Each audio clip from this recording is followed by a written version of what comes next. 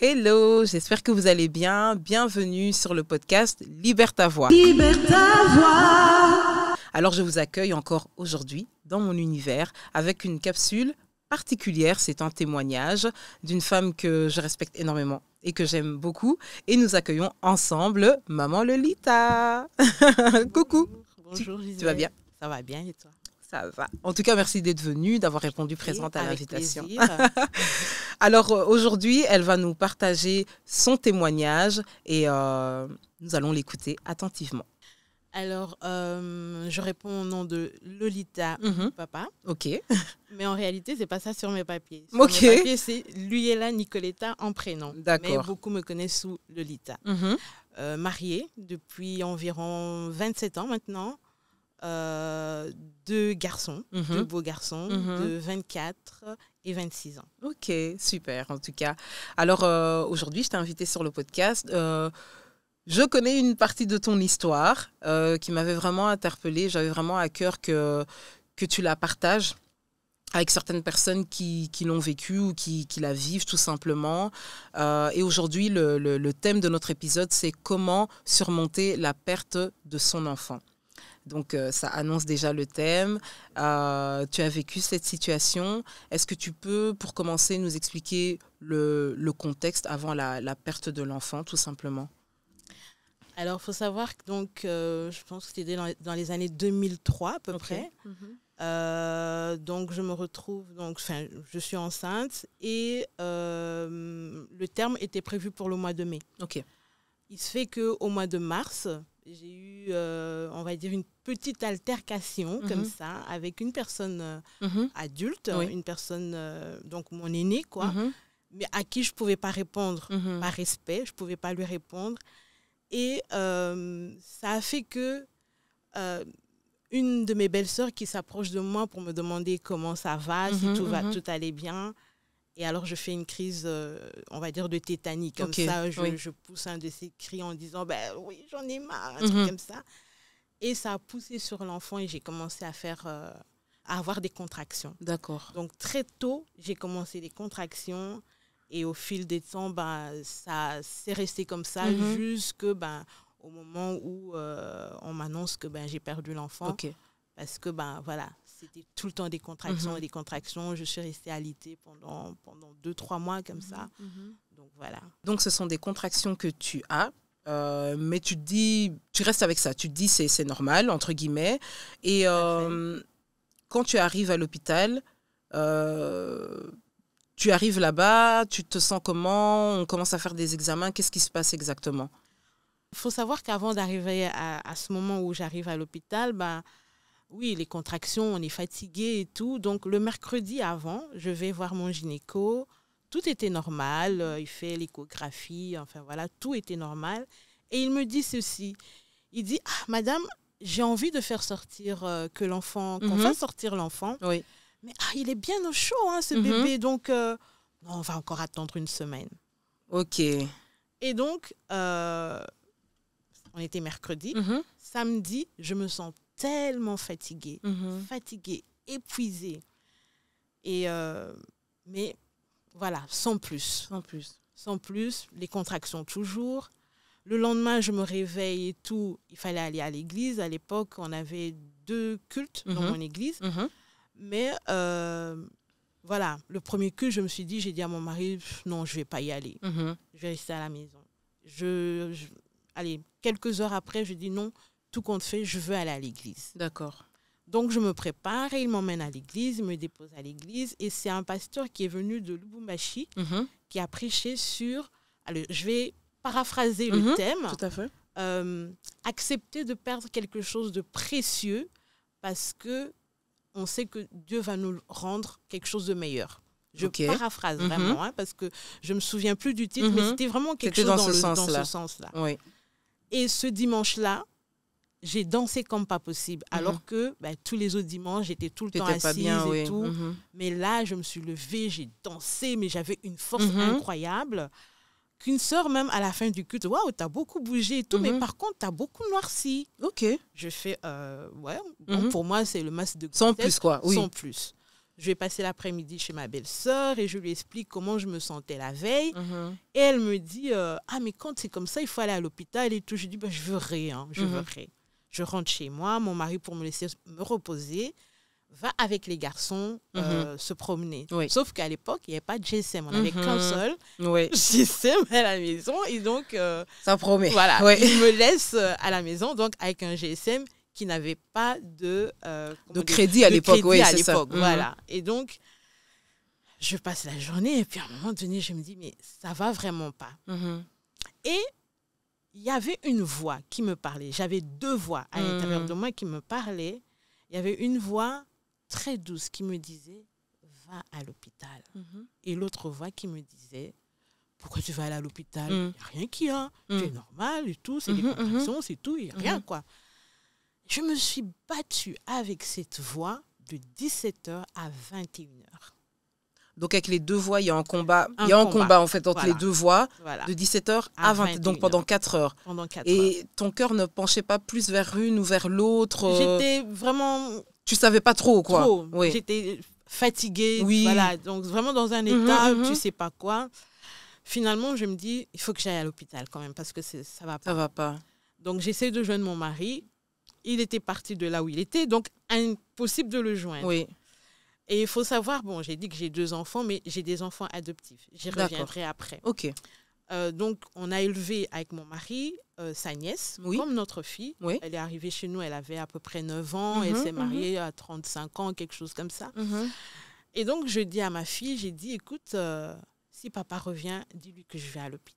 OK. Que je suis à l'hôpital. Donc, j'ai descendu, c'était pas loin, donc on va dire 15-20 minutes à pied. Donc, tu vas à pied, là? À pied. OK. Je vais à l'hôpital, avec toujours cette voix qui me dit... Ce combat-là. Ce combat-là ne va pas, c'est pas nécessaire. L'autre qui te dit, oui, vas-y, enfin, voilà.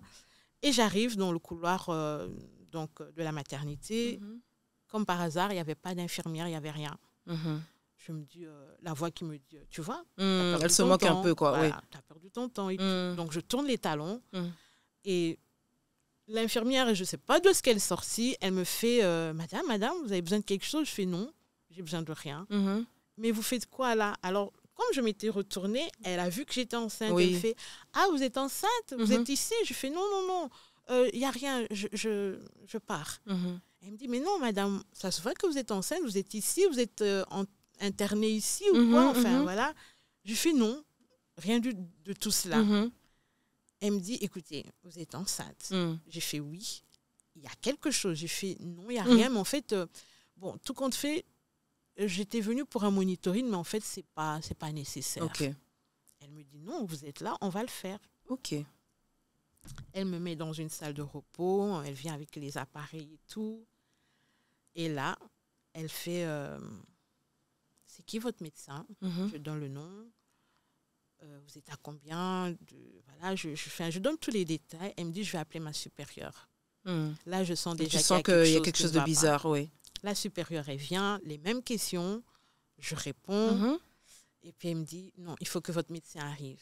Et moi, je regarde l'écran. Oui. Je trouve que l'écran n'est pas comme d'habitude. Il était un peu opaque comme ça. Et tout. Enfin, voilà. Et le médecin arrive un peu plus tard. Et pour qu'il me dise que, madame, écoutez, on n'entend pas le cœur de l'enfant. Enfin. Je fais OK. Et là, tu te sens comment? Qu'est-ce que tu te dis? Tu te dis juste, bon, OK, c'est juste une information, mais ça va aller je sais pas. Je pense que sur le coup, je me dis c'est juste une info. Oui. Je ne suis pas dans la panique à ce moment-là. Je fais OK, et qu'est-ce qu'on fait? Il me dit non, madame, franchement, il n'y a plus rien à faire, en fait, on doit faire sortir l'enfant.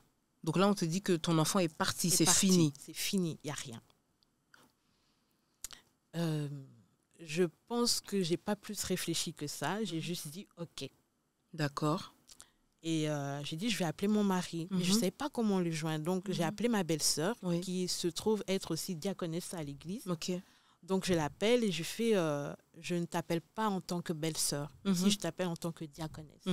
Mets-toi en prière. Voilà ce que on vient de me dire. Voilà ce qu'on vient de me dire. Et donc, elle me fait, OK, d'accord. Je viens à l'hôpital. Je suis d'accord. Et j'appelle mon pasteur.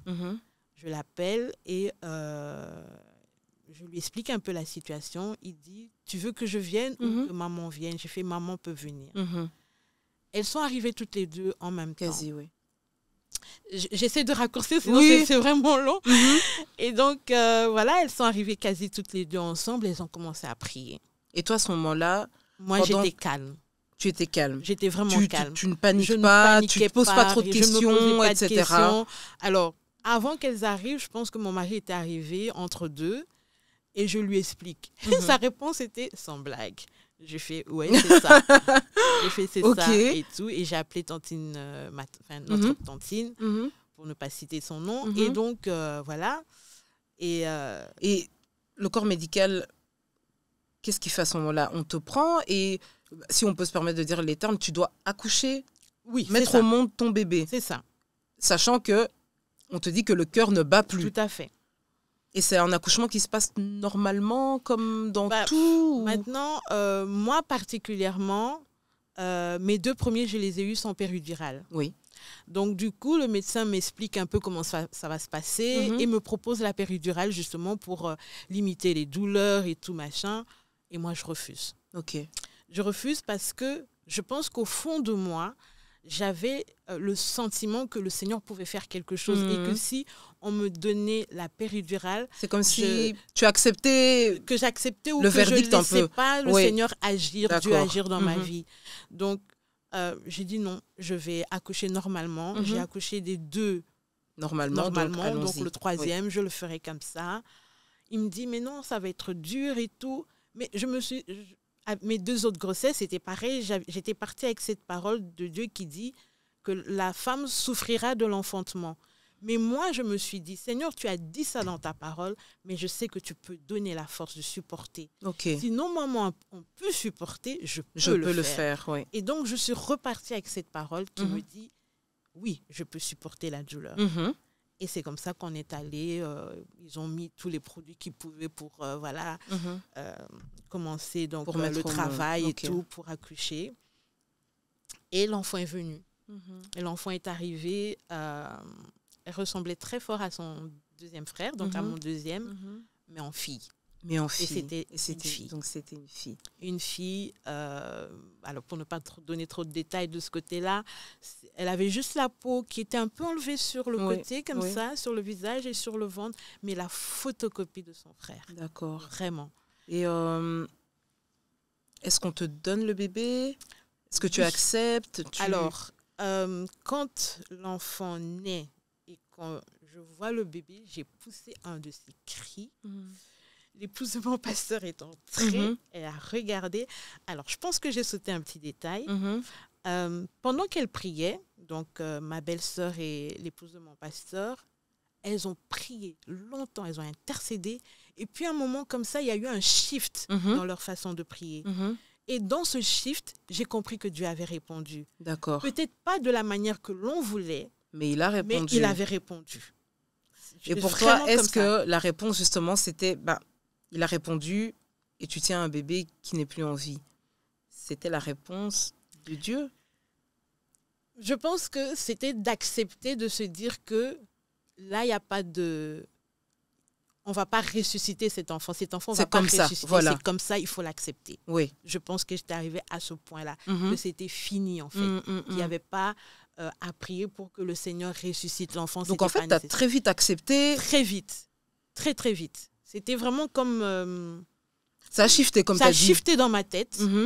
Vraiment. L'atmosphère a shifté et moi, dans ma tête, ça a shifté. Waouh.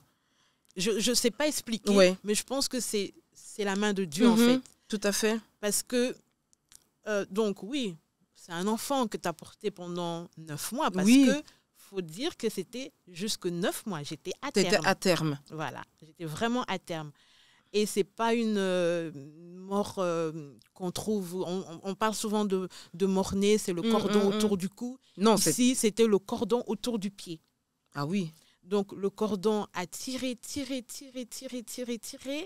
que finalement, l'enfant s'est étouffé simplement. Waouh. Waouh. C'était juste ça. Et est-ce qu'il se passe quelque chose au contact avec cette petite fille? Ou pas forcément, tu ressens rien? Pas que je ressens rien, mais voilà, c'est ton enfant. Oui. Tu viens de perdre un enfant, en fait. Tu réalises que tu as perdu un enfant. Donc, c'est beaucoup de pleurs, mais il n'y a pas de questionnement. Ok. Il n'y a pas de « Seigneur, pourquoi ?» Les pourquoi sont venus beaucoup, beaucoup plus tard. D'accord. Sur le coup, il n'y a pas de pourquoi. C'était beaucoup de pleurs. Beaucoup de pleurs, beaucoup de pleurs, beaucoup de pleurs. J'ai eu vraiment cette chance d'avoir l'épouse de mon pasteur à mes côtés, ma belle-sœur, l'épouse de mon père qui est venue. Enfin, voilà, mon père qui a voulu faire le voyage, mais finalement qui n'a pas su venir. Mais voilà, j'avais l'attention de tout ce monde autour de moi qui a fait que c'était gérable, supportable. Et les personnes qui sont venues me voir à l'hôpital, parce que moi, j'ai plus de souvenirs de ce côté-là, j'ai l'impression que mon cerveau a effacé quelque chose, c'est que les personnes étaient surprises. Oui, je pleurais certes, mais c'est moi qui consolais les gens. Waouh. C'est bizarre, hein? Ouais. C'est comme si tu as fait... Allez, je ne sais pas si c'est juste de dire ça, mais c'est comme si tu as fait rapidement un deuil. Comme tu as dit, tu as tellement vite shifté. C'est comme si dans ton esprit, tu étais déjà passé à autre chose, ou du moins, tu te sentais prête à passer à autre chose. Enfin, c'est pas vraiment, c'est pas trop l'expliquer. C'est difficile à expliquer. Oui. Mais vraiment, les gens, c'est ce qu'on m'a dit, quand les gens venaient me voir à l'hôpital, ils venaient avec les pleurs, ça c'est normal. Et puis moi j'étais là, non, faut pas pleurer, c'est Dieu. Enfin voilà, je témoignais plutôt de ce que Dieu peut faire dans la vie de quelqu'un. Donc tu n'étais pas dans un déni. Pas dans un déni, pas dans une tristesse, une colère, non. Pleurer parce que tu as perdu quelqu'un, oui. Mais voilà, comme ça. La seule chose que j'ai demandé au médecin, c'est que je ne voulais pas sortir de l'hôpital parce que là, il n'y avait plus de bébé. Donc, allez, 2 jours, tu sors. Et j'ai demandé l'autorisation donc de rester jusqu'au jour de l'enterrement qui se faisait le samedi suivant. Il y avait une de ces foules, je ne saurais pas dire qui était venue, tellement il y avait du monde. Tellement. Donc, là, on est à la phase des obsèques. Donc, il faut préparer, enfin, c'est trash quand même. Il faut préparer un enterrement. Déjà, les enterrements, on sait comment ça va. D'un petit bébé, avec un cercueil, ça se passe comment? Tu gères comment? Je ne saurais plus dire, mais voilà, comme un deuil. Comme un deuil. Comme un deuil. Et il faut savoir aussi que dans nos coutumes africaines, on ne pleure pas un bébé. On ne fait pas, comment dire... En lingala, on ne fait pas de matanga pour un bébé. D'accord. Donc, il n'y a pas ce temps de deuil. Il part et puis c'est tout. Oui. Voilà. Donc, après l'enterrement, je suis quand même allée rester chez ma belle-sœur. Je pense que j'ai fait 2 semaines chez elle. Et puis, je suis rentrée chez moi, juste histoire de décompresser parce que j'avais quand même 2 enfants. Il fallait s'en occuper tout à fait. Aussi. Et donc, voilà. C'était ça. Tu rentres à la maison, mais un bébé, on prépare la layette et tout ça... En fait, tu rentres chez toi certainement avec la réalité que tu avais préparée d'accueillir ton bébé à la maison. Comment ça se passe Parce que c'est vrai qu'on se demande qu'est-ce qu'on fait après. On se pose la question, est-ce que je réessaye? Qu'est-ce que je fais de ces vêtements? Est-ce que je les jette? Est-ce que je les donne? Est-ce qu'il y a peut-être des gens qui entrent dans la dépression, qui se disent je dors avec ça ou avec un petit doudou? Toi, qu'est-ce que tu fais avec ça? Encore une fois, je lui dis rien. Je lui dis rien parce que je pense que Dieu était vraiment avec moi. Les vêtements, on les a pris. Oui, l'épouse de mon pasteur voulait prendre ça. Je dis que c'était pas nécessaire. Donc, mon mari a mis ça dans une cave, je sais pas où. Faut savoir que mon mari a tout filmé. Hein. Ah, donc tu as tout, quoi. J'ai tout à la maison. Oui. Donc, voilà. Et, mais ça a été mis sur le côté. Et puis, bon, voilà. On fait des rangements, quoi. On fait des rangements. Mais encore une fois, je pense que Dieu m'a donné cette force-là, de sorte que même quand j'étais dans la rue, que je voyais un enfant avec un bébé et tout, je pleurais pas. J'étais pas très affectée de me dire, ah ouais, ou envieuse, ou bien... non, j'avais rien de tout ça. Pour moi, c'était tout à fait normal. C'est une chose qui arrive, qui est arrivée. Point, on passe. C'était vraiment comme ça. Donc, en fait, dans cette épreuve-là, je me dis, allez, la manière dont tu racontes cette histoire, je me dis, assurément, de toute façon, Dieu voulait te donner une leçon. Est-ce que pour toi, est-ce que tu as capté la leçon? Est-ce que tu sais mettre des mots de...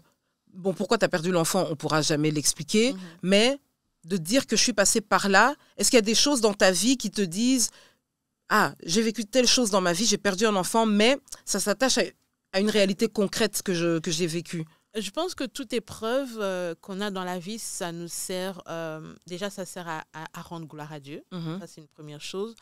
La deuxième chose, c'est à réconforter quelqu'un quand c'est une épreuve ou à aider une autre personne simplement.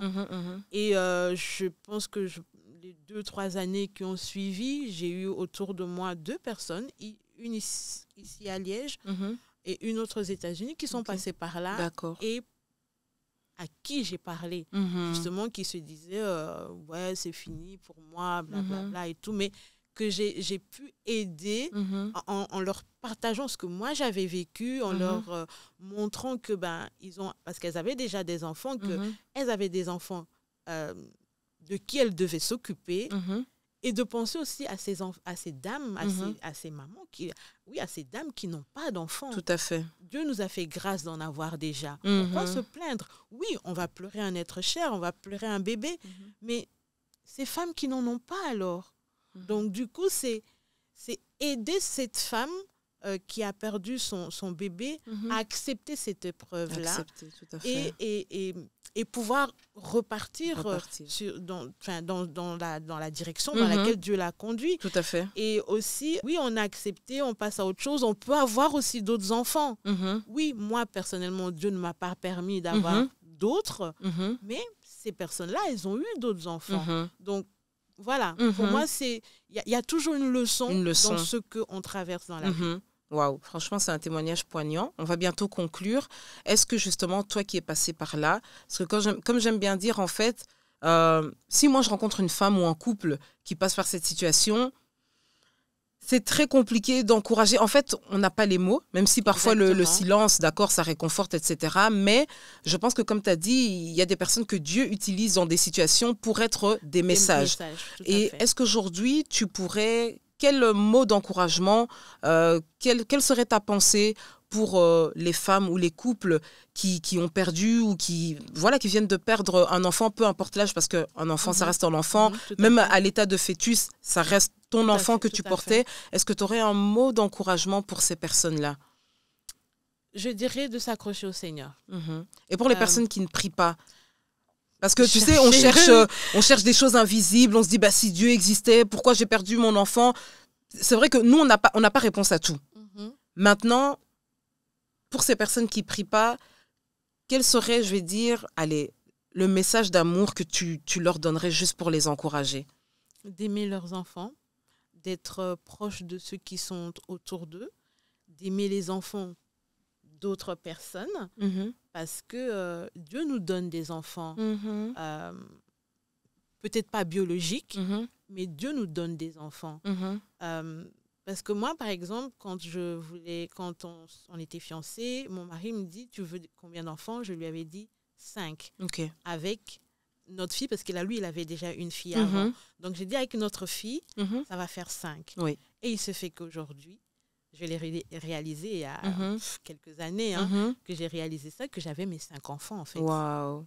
J'avais 2 garçons et 3 filles. Donc, Dieu t'a donné des filles. Dieu m'a donné des filles. Que tu n'as pas mises au monde toi-même. Mais Dieu m'a donné des filles. Donc, aujourd'hui, je ne pleure pas de me dire, oh Seigneur, j'ai pas eu de filles et tout. Non, Dieu m'a donné des filles qui ont des enfants, qui ont des enfants filles et garçons, qui sont mes enfants. Donc, je pense que la personne prie ou que la personne ne prie pas, c'est de donner de l'amour à ses propres enfants et aux enfants d'autrui. Parce qu'au travers de ça, Dieu console. Dieu va te donner, moi en tout cas, il m'a donné des enfants qui se sont tellement attachés à moi aujourd'hui que je n'ai pas l'impression de ne pas les avoir mis au monde, en fait. Ce sont mes filles. Oui. Ce sont mes filles. Waouh.